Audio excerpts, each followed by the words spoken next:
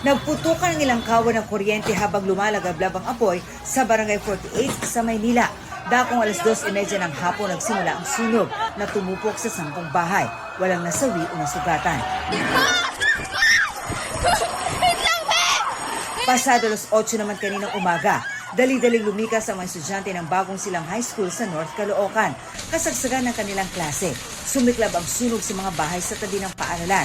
Tulong-tulong ang mga residente sa pag-apula. Agad ding rumisponde ang mga bumbero pero masikip ang daan papunta sa lugar.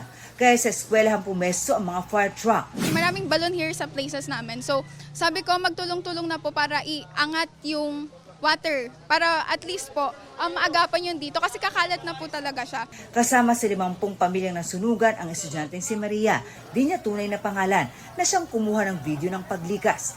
Ayon sa VFP Caloocan, inabot ng higit 1 oras bago idineklarang fire under control ang sunog.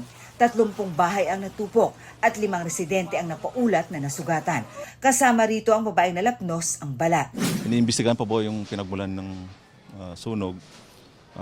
Ayon sa ating mga witness, electrical, possibly sa electrical. Pero kung pa po namin yan, bine-verify pa po namin. Sa evacuation center muna tumutuloy ang mga nawalan ng tirahan. Natanaw naman mula sa bahagi ng Essex ang makapal na usok na nagmula sa likod ng isang gusali sa Binyan, Laguna. Pasado alas 12 ng tanghali tinawag ang sunog sa BFP. Ayon sa Binyan CDRRMO, grass fire ang sumiklab at agad namang naapula.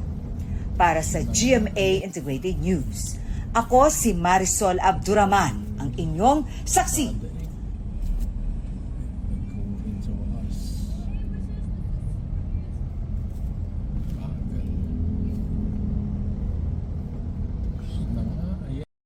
Mga kapuso, maging una sa saksi. Mag-subscribe sa GMA Integrated News sa YouTube para sa iba't ibang balita.